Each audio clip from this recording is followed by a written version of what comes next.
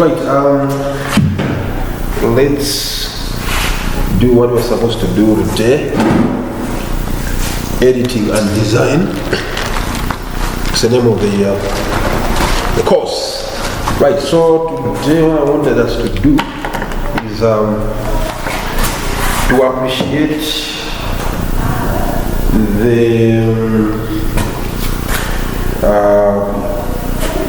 the term editing. What the term editing, in as far as this course is concerned, what is editing?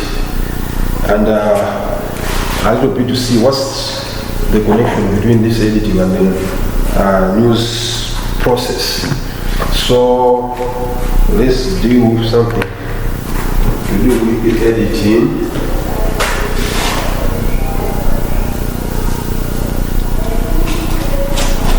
And news process. Right. News editing in journalism, or in journalism craft, it involves what is called the news process. Let me just say editing in the journalism craft, because in the meantime we just talk about editing. News editing in journalism craft, what we mean is we are talking about news processing and packaging. So news processing and packaging, that's what we are referring to, the news editing. Because when you say news editing, somebody will have said, what are we talking about? So news editing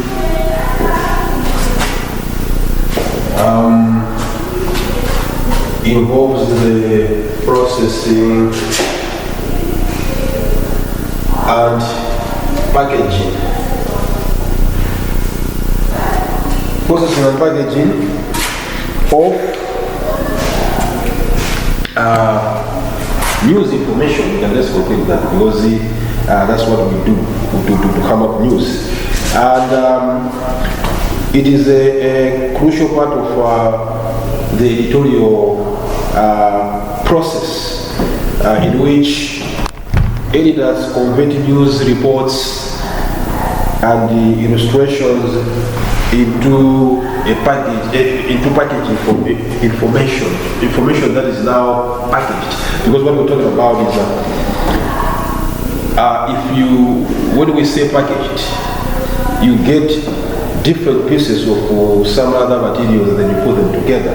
So when you talk about news, you're talking about, you're having pictures, photographs, you're having reports, you are having all the materials that are going to help to make the reader or the one who is going to watch make sense of the material, right? So news editing gives it direction and meaning to the mass of text and art provided by reporters, photojournalists and graphic artists. So the news editing will give direction, that's the one, and it will give also meaning. You're going to have, give direction and meaning to the mass of text, because what you're going to have text from the reporters, and you're going to have art that is going to be provided by the same reporters. You can also have pictures from photojournalists. You can also have graphics from graphic artists. So this put together to make sense. Because when you take all these materials and put them together, they might not make that sense. So your job as an editor is to make sure that when you combine these other material, when you combine the photographs of something or an event, and when you take the graphics of an event and the report by a reporter, when you take them and put them together, it should make sense. That's what is all about in doing the editing. And the news editing involves selecting a copy for publication. And after selecting copy for publication, editing selected copy. You mean that copy has been selected for publication, then you go through the process of editing that selected copy. After that one, then there's element of designing news pages for the newspaper. That copy you edited is supposed to be placed in a newspaper column. Now you need to decide where is it going to be placed, or how is it going to be like, right? So there need to be that element of designing news pages for papers, or if it's going to be in magazines, you need to design where that is going to be placed, or if it's going to be a website. Right. So depending on where you are going to place, you design that according to what you have written. You know, when you say designing, it will depend on how many things you want to place there. For example, it could be a website. On the website, maybe you want to have some clips of video. You know where you're going to do. Okay, there's going to be a space where a clip is going to be placed. Maybe it's a newspaper. You want to have pictures. So it's all about that design area that you're going to be involved with. And news editing is an outstanding part of the editorial process because it is the stage that prepares the sole newspaper product for the consumer, right? So the newspaper product that has been talking about here is the article that has been written. So most of the time we forgot, we think like you take the article from the reporters, then you just put them, maybe give them publishers. You don't do that. That article from the reporter, most of the articles, if you just take them direct from the reporters, they might not make much sense. They might not be that clear, let me just put it. They might make sense but not that clear. So your job will be looking at the report and it's a product. Is that report going to be ready for the consumer, who is the reader or whoever is going to consume? So that is what is going to be involved in the news editing. And if the press rolls out copies of trash, what it means, if the article that is there is trash, it's not good, it's poor, the newspaper is well on its way to death. So as you know, when you say newspaper, usually you buy newspapers because you want to read news stories. And I do believe you have seen some in the street. You have seen some other newspapers, they look beautiful.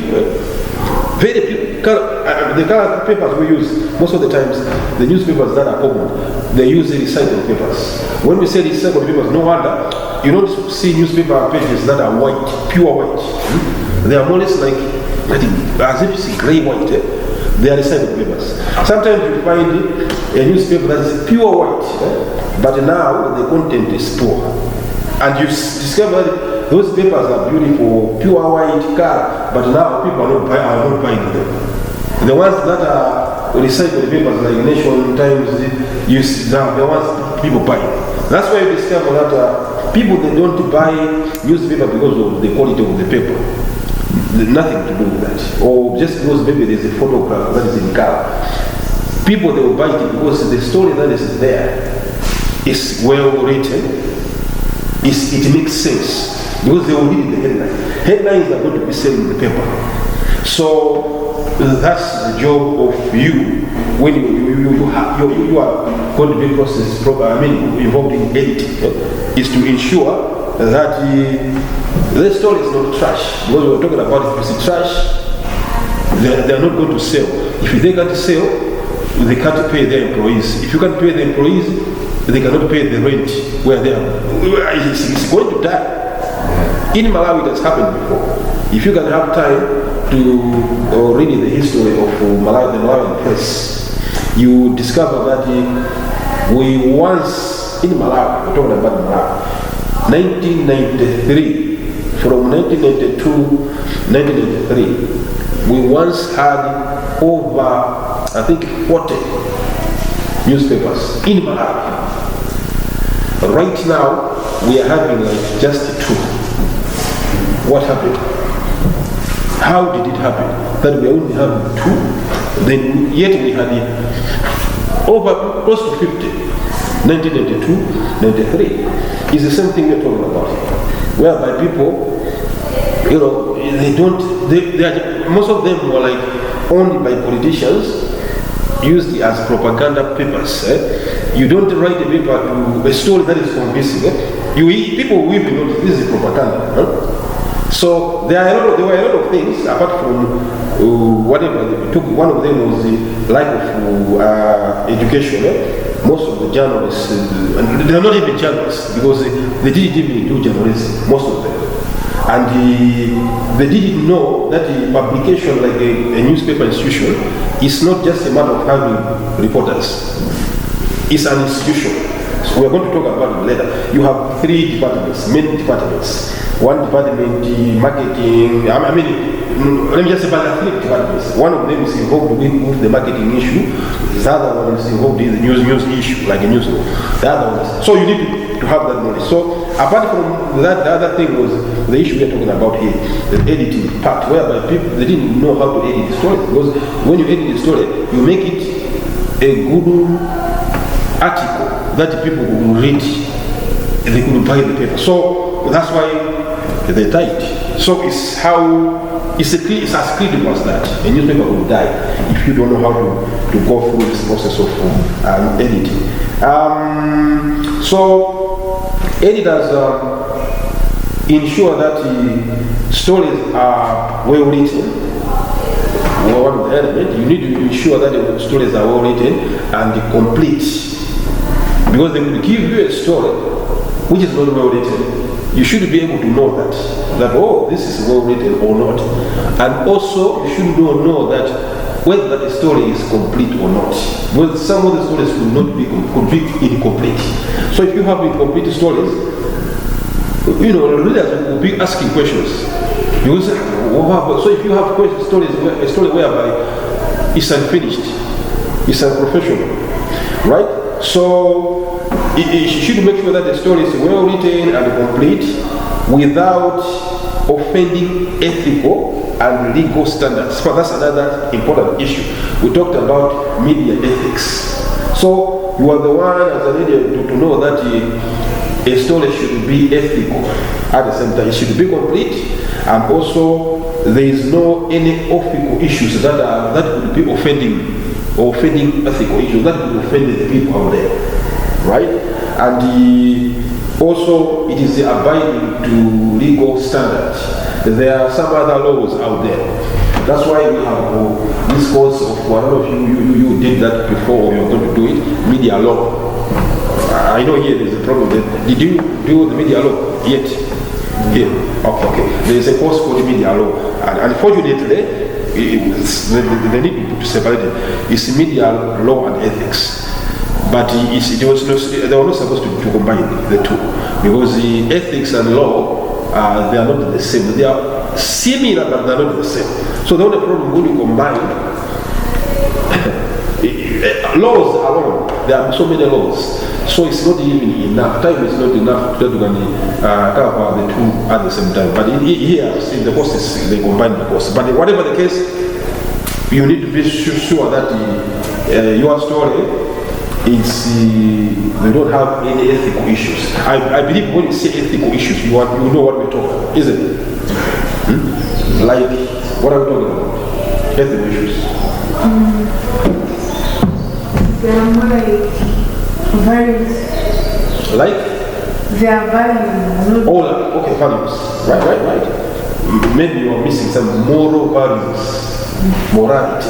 That's what you're talking about, isn't it? And you usually say that the moral values that according to the society, that people in the society, that particular society, will accept that these are recommended moral values, moral issues. Right. So we're talking about that. You make sure that you don't have issues to do with the morality. And when you say morality, it goes to, there's a lot of issues. Some of the things that we mentioned without thinking about them, issues to do with the, let me say, color of the skin. There are some other, even as kids or whatever, we can joke about some other things. Without, for example, with this notion of if somebody has got a dark skin, very dark skin, we think it's something that is fun. We don't. The perception is as if when you have dark skin, you need to be beautiful with dark skin. But where did that idea came from? It's all about the meaning. It's not the truth. But because when we are in a group, we joke around it, and somebody who has got a dark skin will be feeling ashamed, and will be starting believing that maybe it's true. If you have, no wonder you see nowadays these chemicals whereby they were encouraging people to bleach their skin to look lighter. What we forget is these people who make these chemicals, they will never tell you that don't bleach your skin. Why? They are in business. If they don't, they will tell you that you are not going to buy their product. So they will tell you the chemicals could have a problem, because sometimes when you start those chemicals, you're talking about changing the color of the skin. They could have effects. But when you have effects, you cannot stop using them, because you need to have the other chemical to make sure that that effect is not there. So you are going to be glued to that. And for them it's good, because they're selling products. You see? And it's funny, if you can do your own research, try to do research to find out the owners of these companies who come up with maybe bleaching, whatever. Do your research. You discover they don't use those chemicals. But they have got a company who have with a product, they are encouraging people to use them, but themselves they don't. Why? That's why you can see. Yeah, so unfortunately, issues like those, let me just say, because of the media, because I'm saying it's advertising, they will be featuring people with such kind of skin tone, and they will be making them look cool. And you have a picture in your mind that I think you know even what the media does. Celebrities of this world, they look like, for example, Beyonce. Beyonce is a black person, isn't it? Look at her now. Look at her hair. She has made the hair look like a white person. Literally, you can even see this is a hair that is looking more closer to an imp, as if it's not a black person. What is the connotation to that? It's as if her natural hair is not good. So those could be a choice. It's not a problem because it's a fashion, whatever. But I mean, when you are writing a story, don't take ideas like those as if they are the truth. To maybe somebody has got the dark skin, and then to like mock that person in a story, like as if you're doing things. So even if you have heard other people talking about like maybe somebody cannot see, or even in songs I heard some of the songs, which is unethical. Like they will talk about like kanga suona bunch. What does it mean? When you say kanga suona, it's like you are saying that the people are meaning who sour. They are useless. That is ethical issue, because don't assume that if you can ask somebody who doesn't see, who don't see, who don't have sight, if that person will tell you didn't make a choice to not have sight. I didn't choose, or even who doesn't speak, or even anyone who doesn't have any deformity. Usually they didn't make a choice. It happens. So now when you know that this is addressing the whole people, you make sure that you avoid certain stereotypes. The normal stereotypes that we use when we just chat, this is news. So you as an editor, you could see issues like this. That no.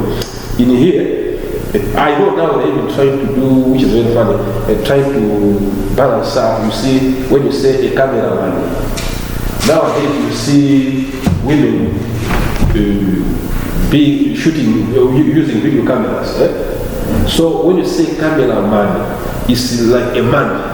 As if they cannot be a camera woman. Yeah. You see? So you see people nowadays they're trying, when there's a cameraman, they will say a camera person. Try to be in the middle. So it's all the exhibition, but they're trying not to offend the certain grouping. So issues like those of ethics, you make sure that you observe them as an editor. As a reporter, they might not know that there's a problem. But if you can be you as an editor, you don't see that. It means you are not a very good editor.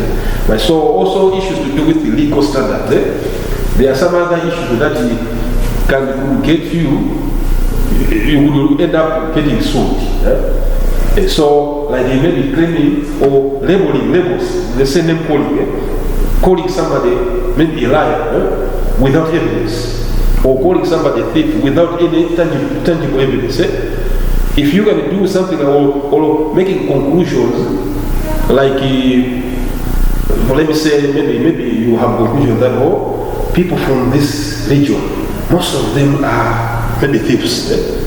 So you conclude, maybe somebody, there was a story, and somebody has been caught that he was stealing something, and then you write there, and and you already know this person was coming from this maybe religion, and you already know, you are concluding that you are like confirming that people from this, as if it's all the people from this region, they are thieves.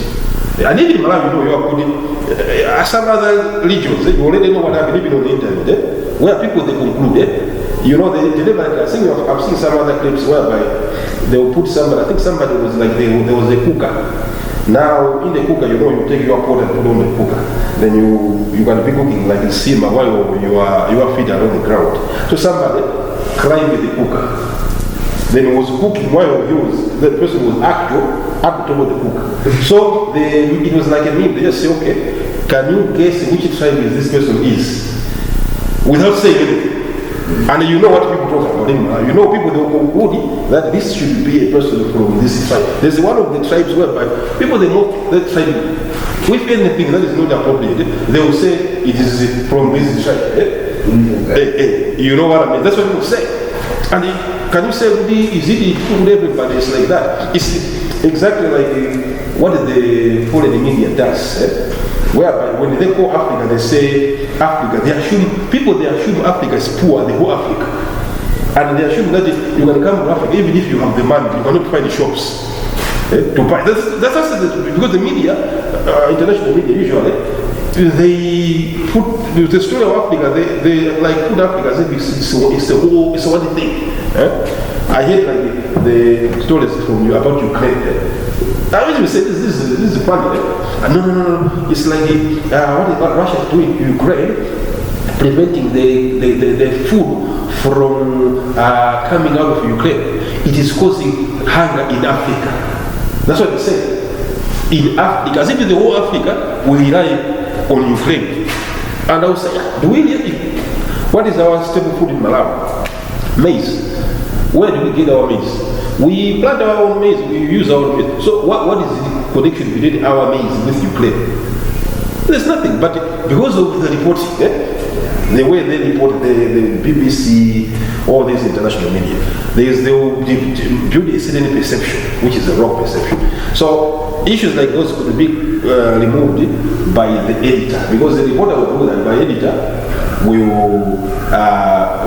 notice something. If the editor don't leave the way it means they are doing it deliberately. That's what those people do. Deliberately. It's not like they don't know, they know. But they are deliberately advancing a certain image of this content. No wonder most of the people who have never come to Africa from USA and other places, when they come to Africa, they are always surprised. They even pass on Africa, you can even have this in Africa. You can even also have good hotels, good houses in Africa. Just look yourself, go and check in most of this media, maybe magazines that are talking about Africa. Look if you are going to be seeing cities that are going to be shown from Africa. You rarely find them. They will usually talk about wars in countries, villages, even in the way when Madonna was adopting kids from Malawi. Even on TV, they never show even a location like even just in area 18. They don't show anything. They will show from the village, actual village, with 30 classes. They adopted from Malawi. People they never even asked that when Madonna come here, does not just come. She don't come for one day. She come here for so maybe 1 week or whatever. So they never ask where does she sleep. If you don't have anything good, where does she sleep in the tree? But that's an important issue. So I just gave you like an example of if you are an editor, then you leave some other things an impact. So that's what happens. So as I said, you observe those things, legal standards. As I'm saying, the perception I was talking about, if you are put the perception that somebody is a thief, you could be sued. And if you are sued, if you don't have any backing, you're going to end up paying a lot of money. So you avoid something like that. Okay? So what happens is like you will have as editors in your institution, you will have like an editor who is going to be taken as a news editor, right? And you have somebody who is called a copy editor. It's an editor, but now that one is like it's a second guy from the news editor. Because what's going to happen, the story, when you submit your story to the news, it's going to go to the news editor. And he's going to be the one who is going to accept this is, I think this story is okay or not okay. And so when everything is being approved by the news editor, that copy is going to be sent to a copy editor. Now, that person is going to be specializing on editing that copy. It's another editor, but now you'll be dealing with a specific copy. So here, talk about when copy editors go to work, they bring with them editing skills, right? And the first of those skills, of course, is thinking along with the writer, right? And the writers edit as they write, and the editors write as they edit. So, in general, let's forget about the copy editor, and let's just put them because they're editors as editors. So, what we know is that they are going to be reporters who are going to gather. So, what is clear here is editors are not involved in the news gathering process. That has to be made clear. Editors, they don't go to gather news somewhere, although in some other places they do, because through experience I've witnessed that before somewhere else, whereby I was a sub-editor, but now I had to be going to collect the stories. So it would depend on maybe number of personnel, but normally editors, you find them at the newsroom. There will be reporters going around gathering information elsewhere, then you write your article. So the gathering of information, which is doing interviews, collecting information from press conferences, from magazines, from articles, and coming out the stories, they are going to be done by reporters. Now, as an editor, you are the one who are, like, it could be said like, you are a gatekeeper. A person who is going to prevent some other information from going through, or allow some other information from going through. You are going to be the one. No wonder when a newspaper is sued, you could be the one writing the story. But when you are sued as a newspaper, you are not going to be the one being taken to court usually. It's the newspaper as an organization. Because the issue, they know that if the newspaper, a story has been published, it was not just a reporter. It went through the editors, and the editors they approved the story. So because of that, in case you are not going to be the person going to court and paying something, if they are going to charge you to pay something, your organization is the one that is going to pay the money. The only thing is, if you were on the wrong side, you would end up getting fired. They will pay you the money, but you could get up fired. And now, if it's not, it's a reasonable amount of money, it will be okay. But some other amounts of money, like example I gave that some other newspapers in Malawi, they died. Most of them, they died because of the lawsuits. It's just a small, most of them you had a newspaper, maybe with only 2 people. What they are doing, writing a story, going to fraternity printers and print. Because a newspaper, if you want to be a stable newspaper, you need to have what is called a printing press. Those newspaper copies we see, they don't go somewhere to print them. You should have your own machine you are going to be using for printing. But if you say that okay, I should be going somewhere to pay and print, you will not survive. So you had those newspapers whereby they had to take the money to pay somewhere and print. Now they don't even know any ethics, media ethics. They don't know any media law. They just write it. So they will write stories based on the rumors, without any evidence. So they were just sued. When they are sued once, okay, they are admitted, okay, pay 20 million. This person. It means the newspaper will die right away. They will pay. They will sell their machines they had to pay. They are ended. That's how most of them ended. You see? So, or if you pay, if you fail to pay If you say you failed, they'll close down your publication. That's what they do. They'll just shut down your publication. And that you can't, liquidation. So that's what happened. So, what? The final chapter. Where are we always?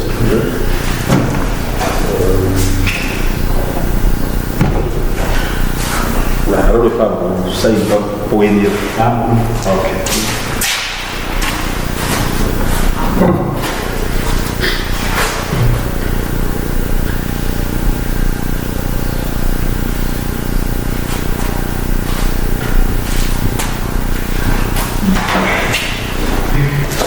Right, so let's move around. When you copy editors, okay, I've said the first thing we talked about is these copy editors, they come with skills, and the skills, one of them is thinking along with the writers. They'll think along with what maybe the writers were thinking about to know what they're trying to express in their particular stories, right? So,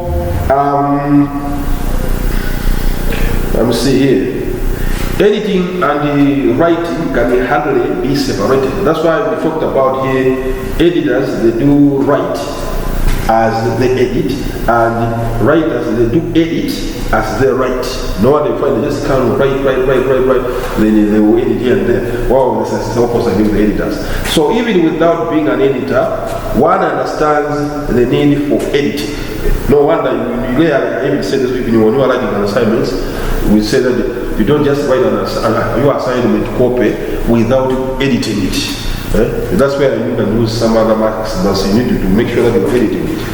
So, we talk about first, any written work can be improved upon.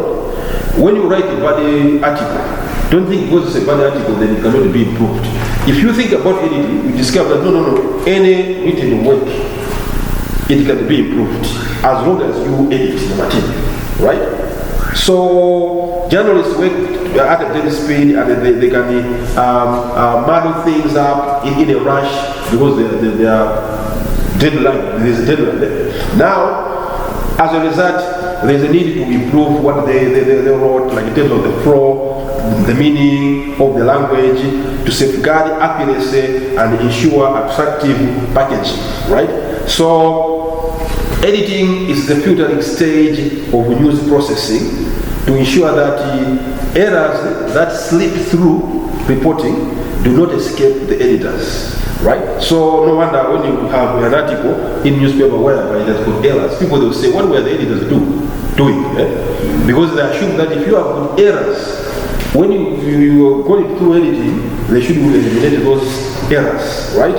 And as editors prepare copy and art for publication, they are continually selecting, rejecting, determining, and alleging what is to appear in the publication.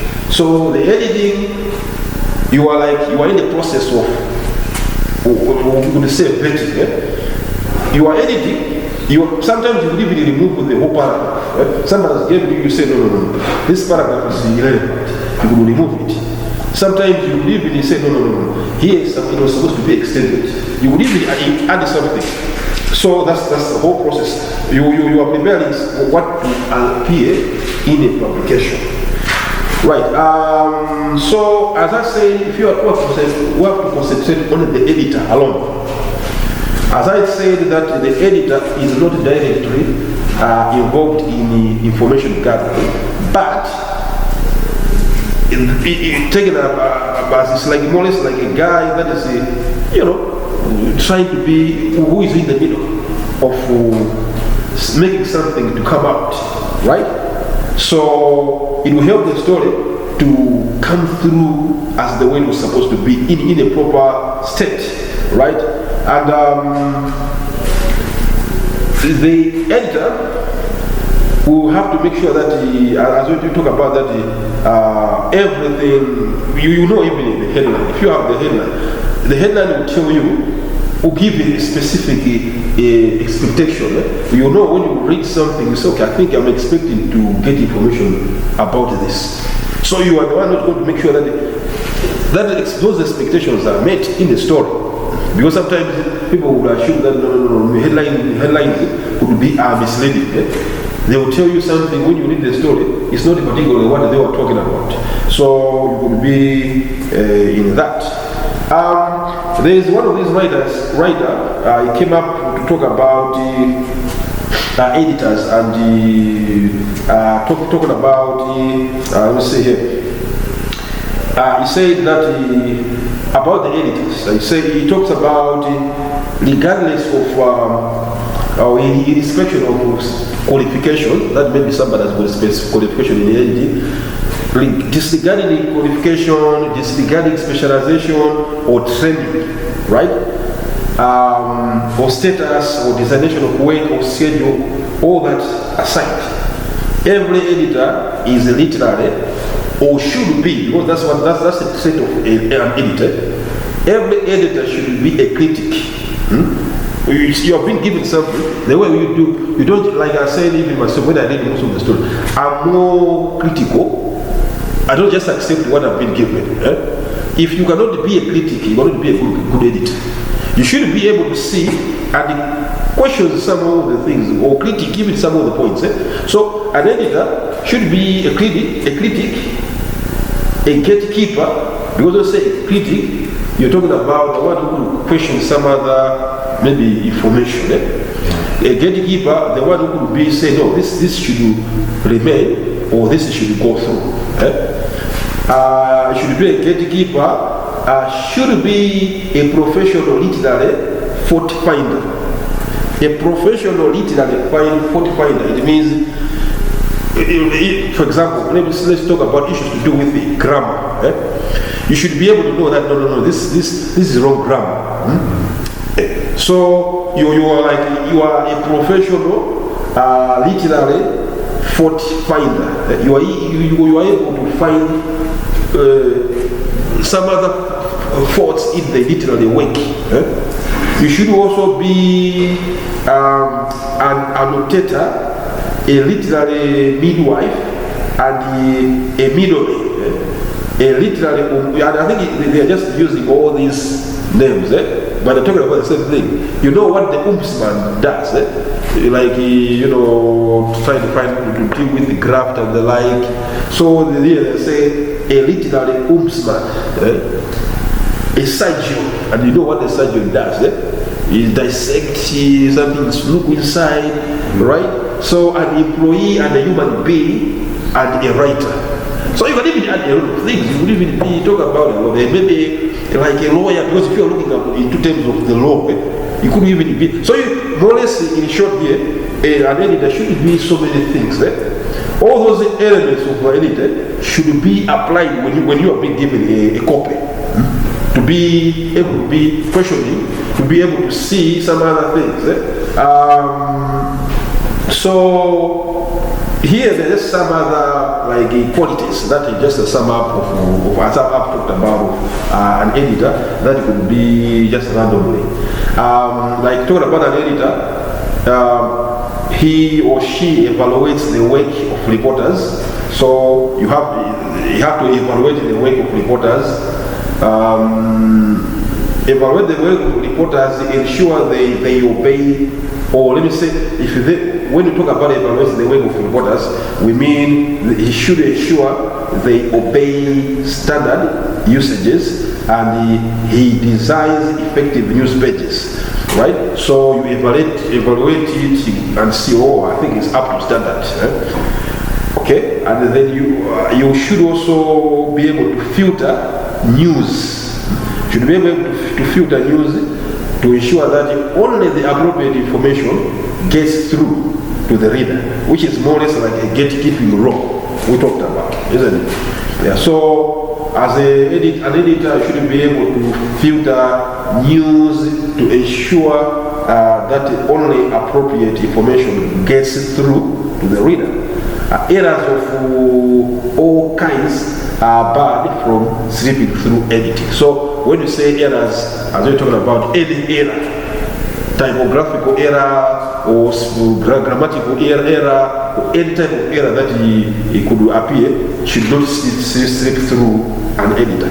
An editor also has what is called as a knack for detecting faults and is hungry to detect them.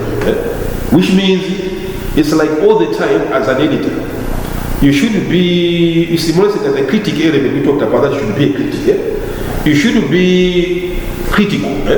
You know the way sometimes when you if you're saying you're a professional DJ, what you do when you are being given a song, you usually don't just listen to the song, like you analyze the song. You listen to the song, you listen to the production of the song, you listen to the lyrics.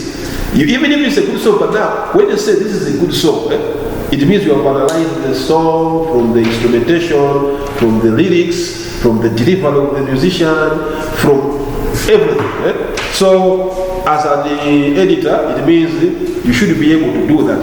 You have been given an article, you should be able to look into the article and understand what it's talking about, see how he has been written maybe the sentences, look at the meaning of. So you should be able to critique it as an editor. An editor also should be able to have remarks. To let's say talk about remarks error when detected, and it teaches reporters to care more about making writing free of strain. What we're talking about here is more or less like you have noted those errors, you should be able to, you have detected them and then you have fixed the errors, then you should be able to teach reporters to care more about making writing like a free of traits, like making writing free of errors. Let me just say that. You should be able to, fix the errors and then teach those reporters on how to write an article which is going to be error-free, something like that. So that's another element. Another element is, which is also, this is a good element, because, for example, somebody could, even when I'm here, I'm asking a question, I could say a point, somebody could answer. So you would know that maybe I'm not so sure about this answer. Maybe it could be right or wrong. In that scenario, you need to inquire. Don't just say that I think this is wrong. No. If you think you're not so sure, so you need to do your research. You have somebody's claiming something. Research to find out whether that is true or not. You see? So, as an editor, you should inquire, right? You should inquire to know what is wrong with the text. And using editing tools, which is like, you're talking about like surgical blades and the strings, cut off wordage. Let me just say, I will just explain it later on. I will mention it. Cut off wordage here and inject missing detail or there to ensure healthy story. So what is being said here is if there is something that you think that is wrong with a specific write-up, you should be able to inquire to find out what is wrong with the text. And when you find out that what is wrong, when you say editing, you use what I call editing tools. I do believe that you heard about it, or if you don't know, you say you find there are so many editing tools, like whereby you indicate where there is a missing word. Like what we do when we have like a curve where we show that there is a missing word. When you want to make something, maybe a letter, you want to make it capital. If it's a small letter, you put 2 lines below it. If you want a capital letter to be made to be put in lowercase, you draw a line. So all those are editing tools. So it means you have been given a copy, you edit those, you indicate those corrections where it's supposed to be made, right? As an editor. And normally you inject like there's a missing word, you write the missing word. Because this thing is like when you go to newspapers, it happens to like when you have the desk, we talked about different desks. And then when the newspaper is about to be published, like the final paper, each editor is given a photocopy of a page, or his pages. So if you go with his pages, you see how the stories have been placed there. So What you do, you have editors, all are editors. So you do corrections on that copy, the photocopy copy page. So those corrections you do here are going to be sent to the designing room. It's where they do file. But when you go to designing room, they don't make any changes. What do you do? If you can give them an article with many errors, they will not fix anything. When you give them, they just copy and paste. But, oh, this is your page. So when maybe errors come up, you are not blame the designers that, no, what did you do? They will say, no, our job is not editing. Our job is just making sure that the pages are filled with the information that you get. That's what they do. So editing, the editors will edit the copy. And then usually, like at times, the way this is like you have different text, or maybe other news, maybe retire, maybe they should do that. You have final meeting, like around evening, and then you present your pages, and then you edit it yourself. Then you give it to the chief editor, who is now the editor, the top editor, like who is given all the pages from all the desks. So he makes final editing. So when it's approved that, okay, this is okay, you put like a mark it, oh, it's okay, it's okay, it's okay. Then those pages, copies are sent to the design room. So design room, they just go to see the story, oh, we have to change here, and they put, oh, we have to change here, and then they do that. So after that, it is going to be published like a printed, like a final copy. So that's what happens. No wonder when you have a newspaper coming out with an error on the front page, that's why you say, how did this happen?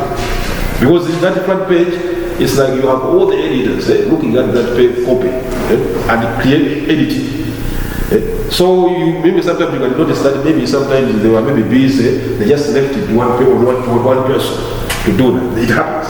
Maybe they're too busy. I just maybe edit it and send it. Sometimes, especially towards the weekends, sometimes they do that. Normally it's not supposed to be that. So that's what they do. And another thing that you need to do as an editor, a professional, let me see here,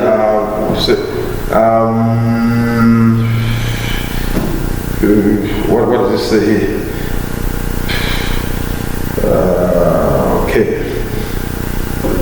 Okay, as an editor, you write and rewrite.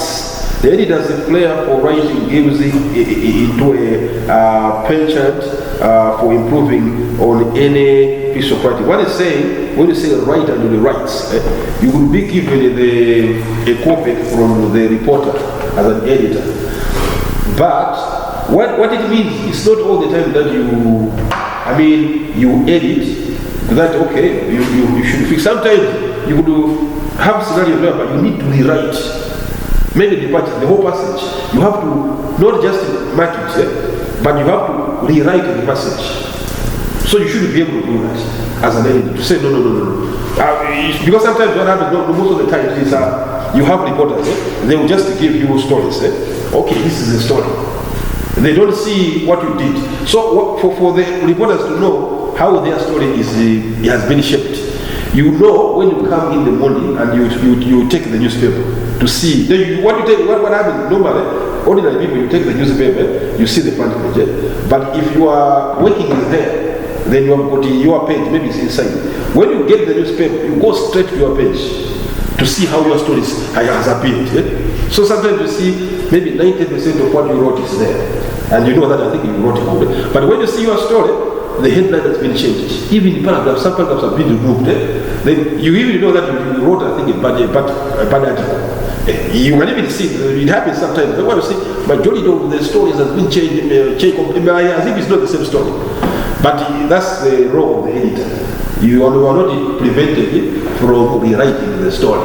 Because you want to make sure that it conveys the same meaning. But I'm saying, the rewriting of the story, you need to be careful. No wonder sometimes you need to be consulting with the reporters. Because with experience are not somebody did that before, whereby you became overzealous and you think you can write a story you did not come without asking the person who accompanied it. So you discover, you rewrite the story, the meaning completely changes.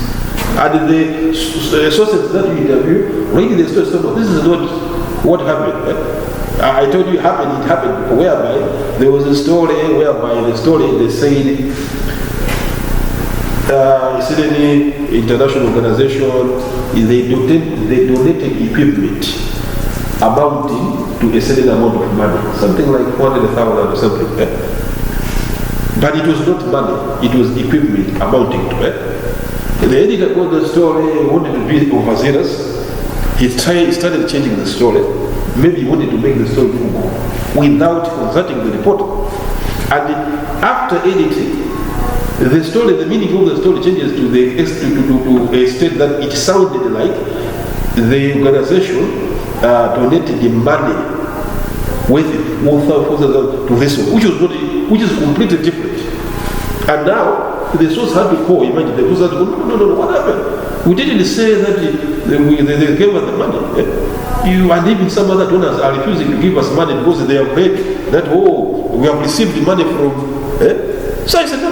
This is like this. The story was not like that. For report, I didn't write like that. I wrote it the way you are saying, but the editor changed the story without consulting the reporter, and that's the problem. So what I'm saying, scenarios whereby you want to rewrite the story can happen, but if you are doing that, the advice is consult the reporter.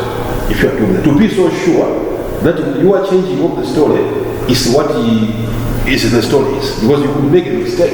It happens. I've seen something like that. And unfortunately, I'm saying because of something they wanted to be overzealous to this, that they want to appear like they have more knowledge, much more knowledgeable than them. So they can't even ask them for inquire, which is a bad thing. But the only problem is the story is backfire. Their bosses will now be accusing them. And you end up, you see those stories pages whereby you see apology, front page, an apology.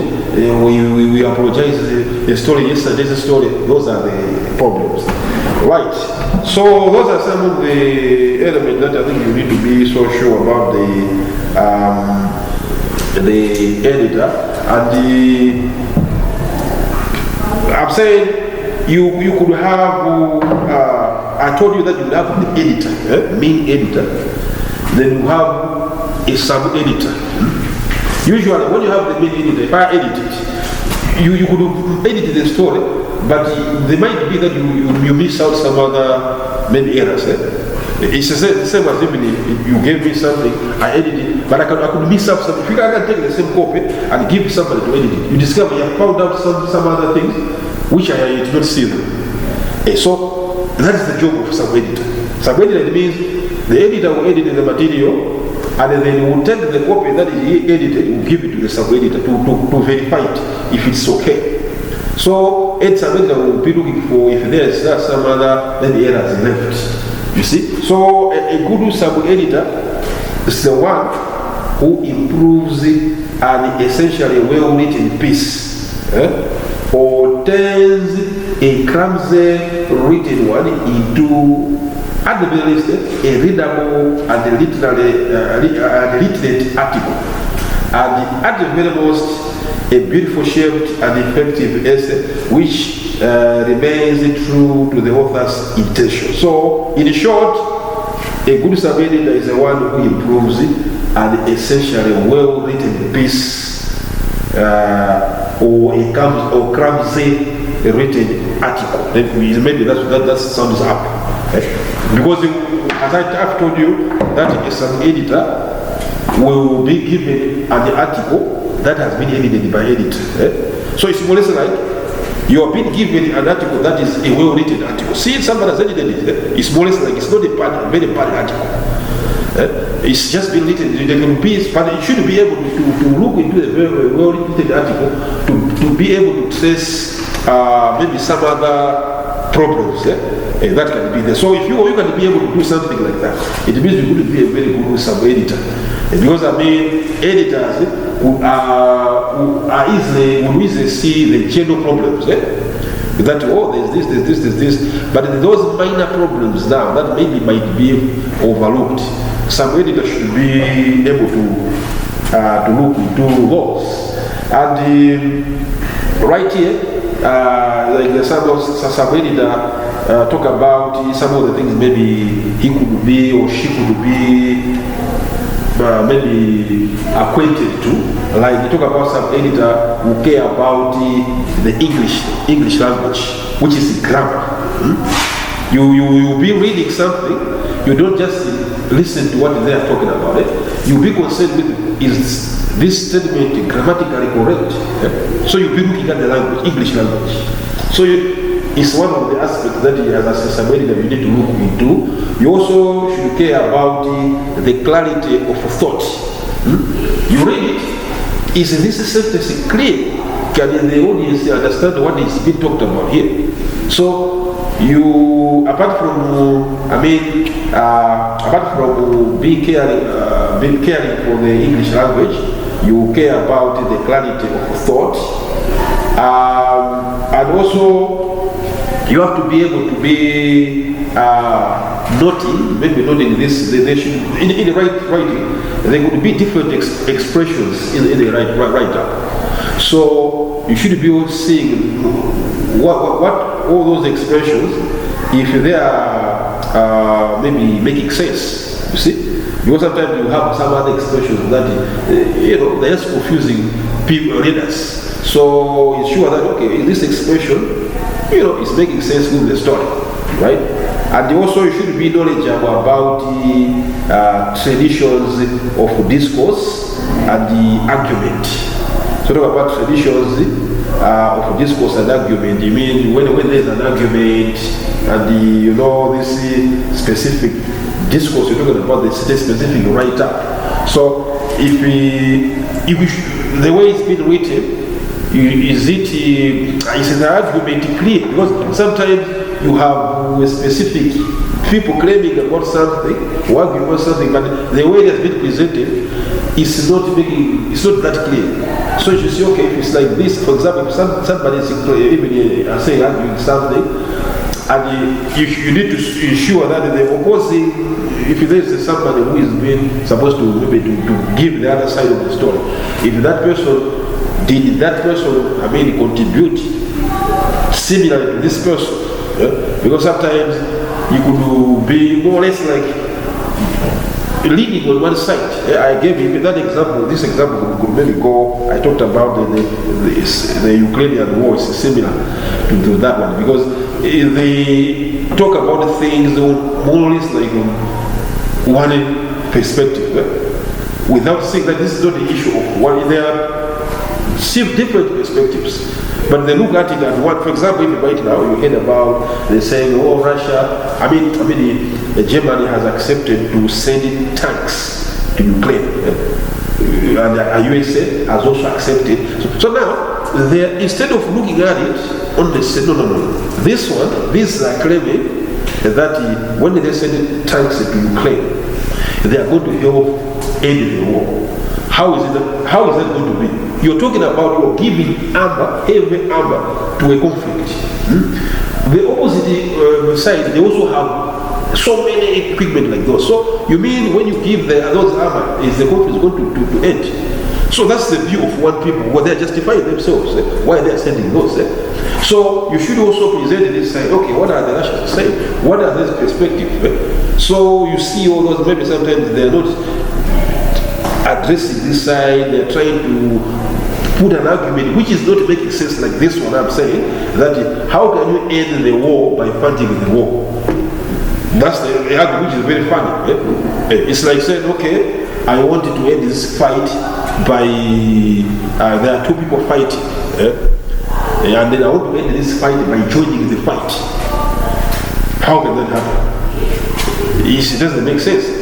But you know that if you want to there are ways where you can say that, okay, if you say we should stop supplying weapons, that would make sense. Because these people are fighting using weapons. So if you stop supplying weapons, it means they will say we don't have weapons to continue the war. It will stop. Or let's negotiate with these guys. Can we talk to them? Who said that these other guys, did they say that they refuse to talk to negotiate? They didn't say that. Why are you not planning to do that? Why?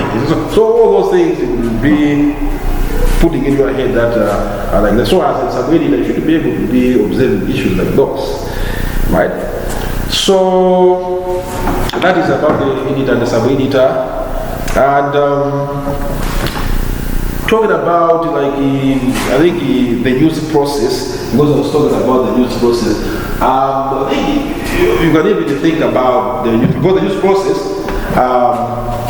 will start from the reporters. Maybe quickly, you can just think about the process that we have been talking about, the editing, whatever, is part of the news process.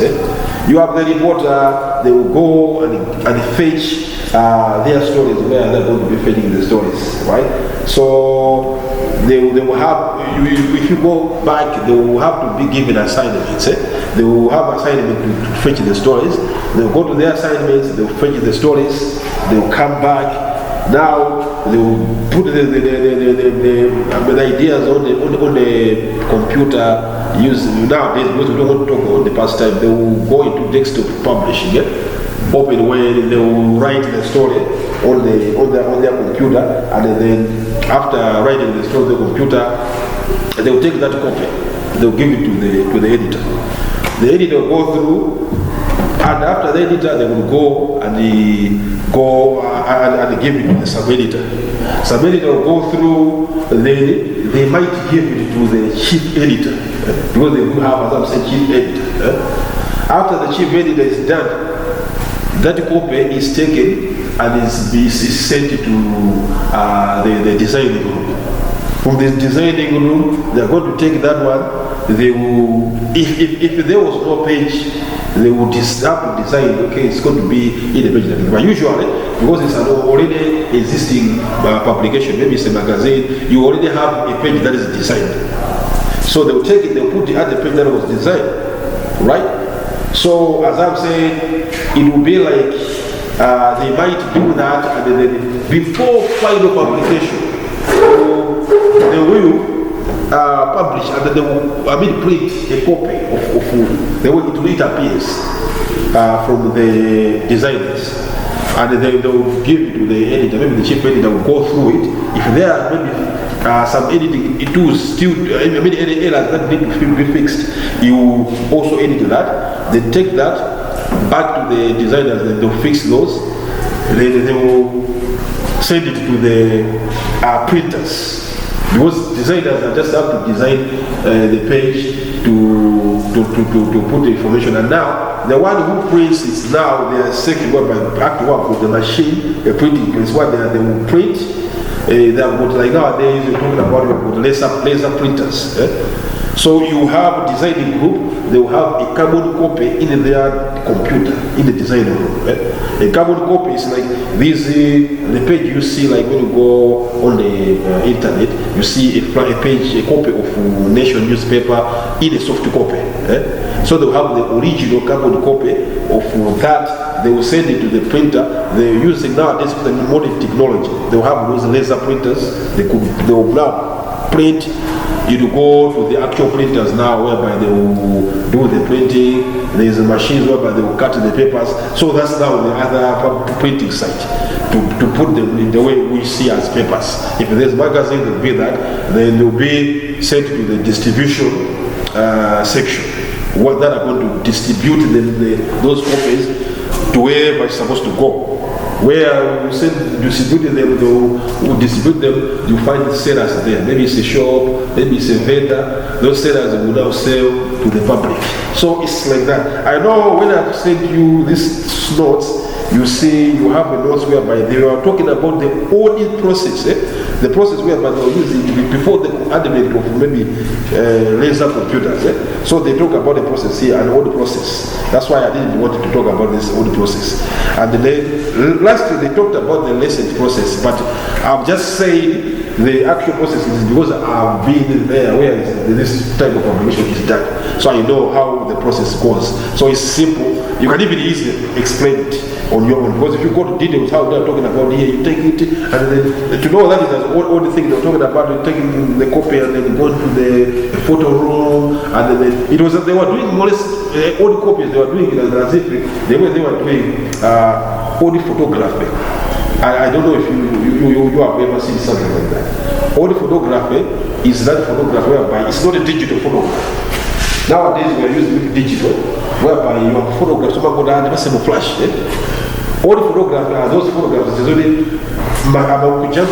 Today, they will go without you seeing good sounding much. I'll go to the I've been over to room, you can name a huge. I'm a Kasuka many mucha, then they will come and have a copy. Even coming very negative. From negative, I'm a Kamaga process to be very positive. So that you, under the picture for you, it should take something maybe 2 weeks for you to see it was a bad picture. Who's going to that? Something after 2 weeks. But after 2 weeks, I will have a picture. Oh, those are saying, see no negative. See no negative, something like that. So they were using process similar to that one, where they were making newspapers. It was like a jump published that photograph, the Gabagana process, you can go to the photograph. She got to find a photograph, that Gabagano pretty, which is photocopying. Much final materials. So that was an only thing. First nowadays, Abaga, for example, could you get a photocopy? Could you put a machine here? You want to print it? Could you want 2,000 copies printed? Each of them original copy, 2,000. So that's the difference between now and the only time. So that's just a simple process of coming out with the news, the process of the news.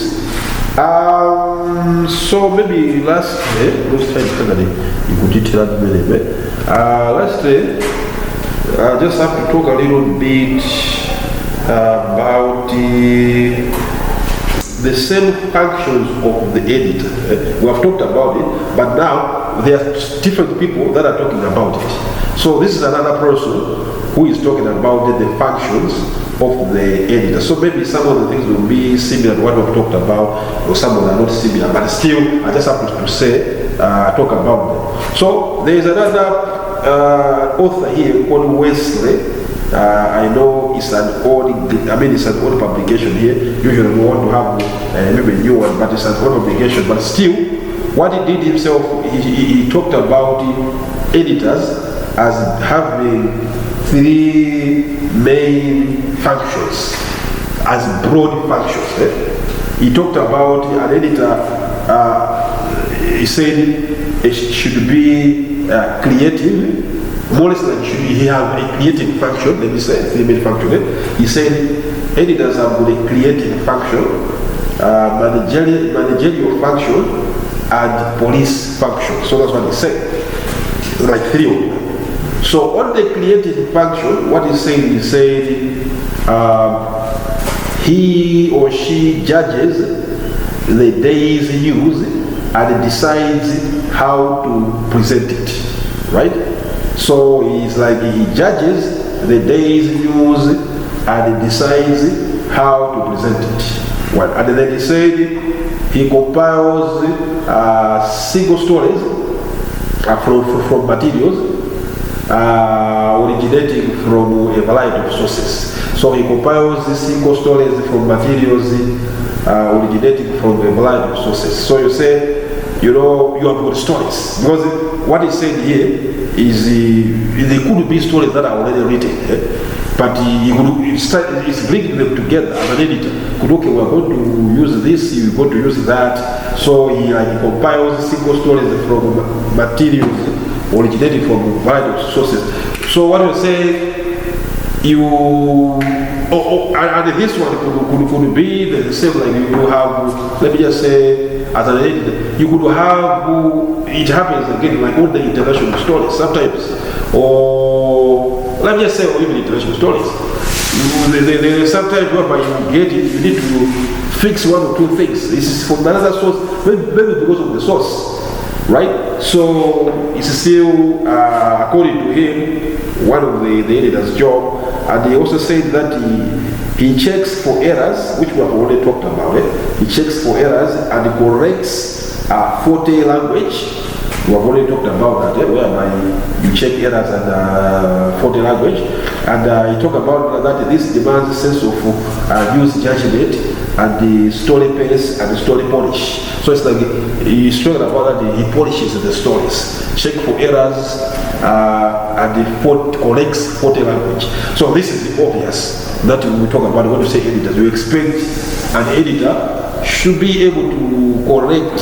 It's not just about a pinpoint that, oh, there's a problem. No. You should be able to correct that language that is faulty. And also, he writes headlines, captions, and the catlines that are clear, right? Vigorous, factual, and as complete a summary of the story as possible. So the thing is, as I tell you, because these things, maybe you're going to notice is if you can be under news publications, you write your story and you give it a headline yourself. You have your headline, a byline, and then you have your story. So you could take that story, you give your editor, and you check newspaper tomorrow, you discover that your story has got a different headline. So I didn't put this headline. So usually that's an editor. An editor will see the story and say, no. This story is not supposed to have this headline. So as he says, you're supposed to be able to write a headline, caption. Don't say captions, you're talking about that picture you have got a caption like those weights that accompanies a picture, photograph. So you should be able to write those and also catalyze some other small text that we will try to describe some a particular events. So there should be clear headlines or captions or guidelines, and they should be vigorous and also factual, right? And as complete as a summary as possible, like summary of the story as possible. Because if it's a headline, usually you expect it to say it is talking about it is like it is summarizing the story. There are some other headlines whereby they're not even close to talking about the story. But there's some you could read the story, a headline, and it's like they've talked about the whole story. End of the road. You read the story, oh yeah, somebody maybe they are about to do something. Now it has ended there. It's not going to continue. So end of the road is like summarizing everything. You see? So you could have, and you know headlines, as I'm saying, good headlines, they don't have supposed to have so many words. Good headlines, they have got very few words. You see? But if you select good words that are going to summarize the text, you could be powerful headlines. Most of the stories that are headlines that are taken as powerful headlines, they don't have so many words. So that is the creative function, trying to be creative by the headline. And then on the managerial function, it says he directs the work of the work of art and graphic designers in photo selection and display. So he directs the work of art / graphic designers in photo selection and display. So what's happening if you want to have a photograph for your story? Usually you go and select an editor should be able to go and direct that this is a good photo. Usually the model will give you a specific photograph that they want to use, but you should be able to say, no. According to this story, this is not a good photograph. We need to have a photograph like this one, or that one. Or if it's a good photograph that is being used already, you say, okay, the photograph is a good. So you are like directing these graphic designers and artists on that specific selection of the photographs and what is supposed to be displayed. Apart from just photograph, it could be even cartoons, caricature. So you should be able to say, okay, the best that's going to go with this story is this one, something like that. He also said that he is responsible for copy fitting, right? That's about the journey. So copy fitting is as a desk, a sports desk, or any other desk. You have a specific pages that are allocated to you. So you are the one who is going to be saying that I want this story to be here, right? This story should cover maybe half of the page, or this story should be at the top, or this story should be here. So that is story fitting. You try to design it, to put it, the story on a specific audio pages. Lastly, they say he keeps time copy, or he keeps a time copy and a filler. Okay, so we say time copy is a story that is not easily perishable. So when you say time copy and filler, I think I talked about it. You have stories, some other stories that if you don't publish them today, by tomorrow they are still. I mean, they call the stories is stale. It cannot, because by tomorrow there will be a lot of people who really publish the same story. So for you to publish it tomorrow, it will be like you are just copying your friend. But there are some other stories, you can see that this story, even if you haven't published this story, maybe a week from now, it will still be fresh. Maybe it could be because other maybe competitors, they don't know about it.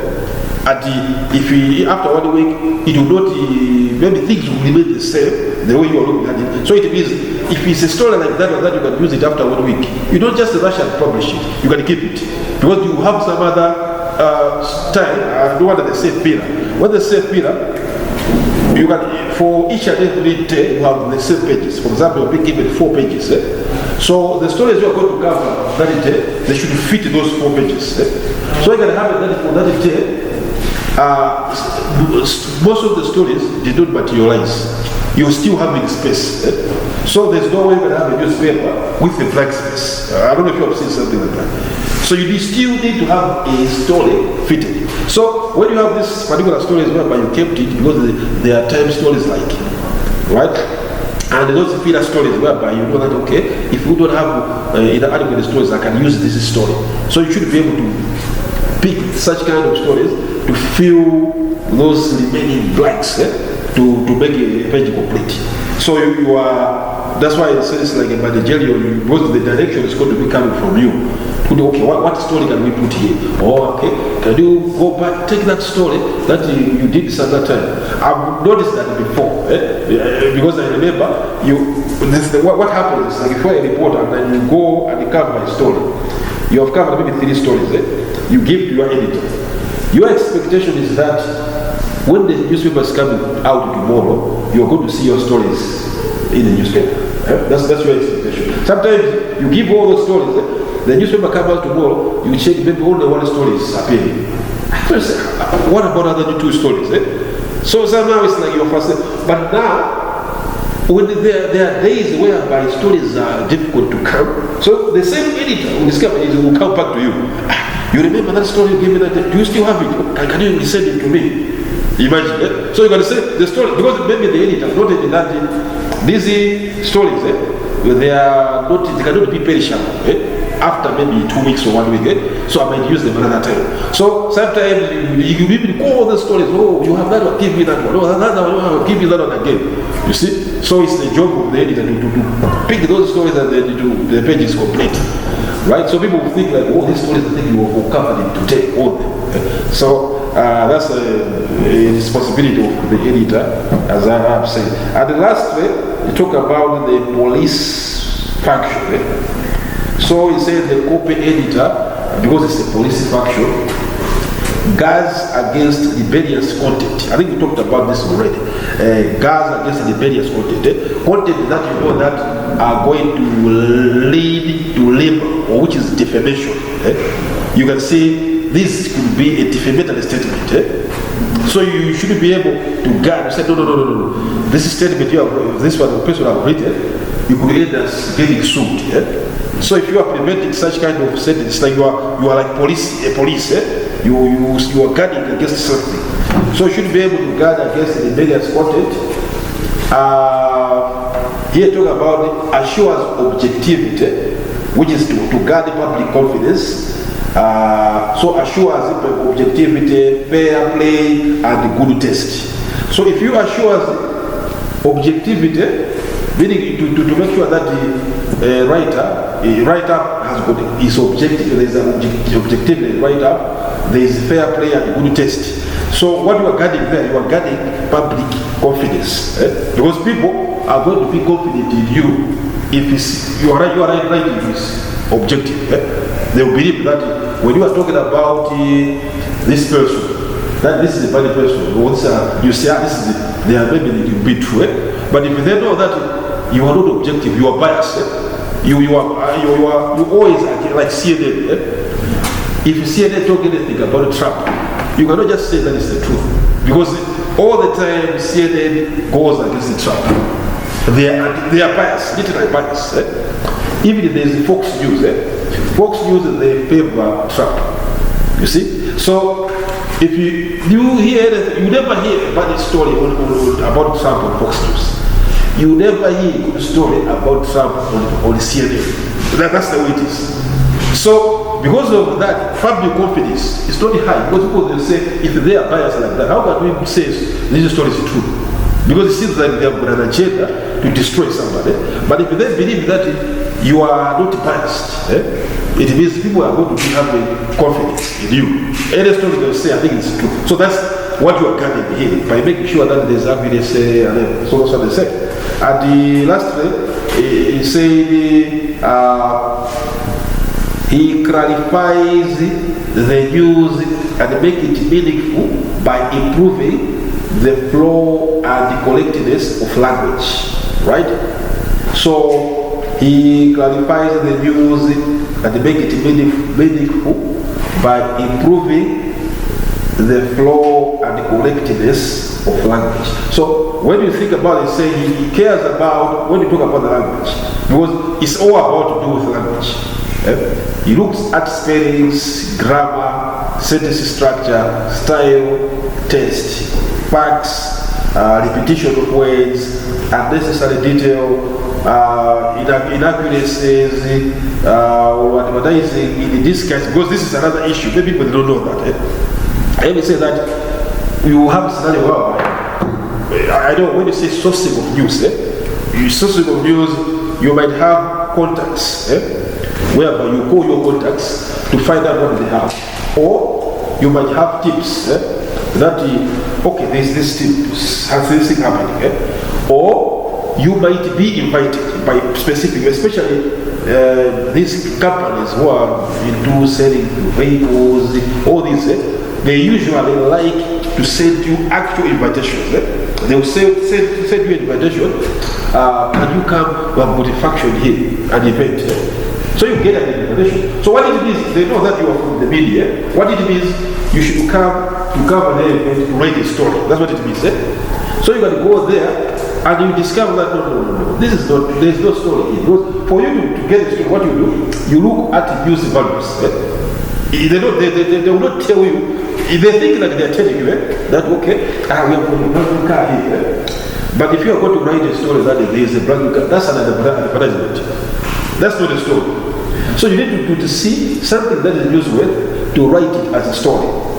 So most of the time, these companies, what they do, they know that we are like buying this person. They will give you a hefty allowance. They will tell you to go, okay, we're going to come. After that, they will give you a little bit at the end.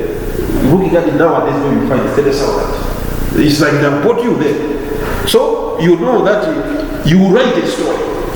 There might be no story, but you now invent yourself to write a story. But because you are inventing a story where there is none, it would, if somebody can go through it, will literally say, this is an argument. This is not a story. So as an editor, you need to make sure that you detect such things, whereby is an advertisement disguised in the news, or in a news story, let me say. It's been written like a news story.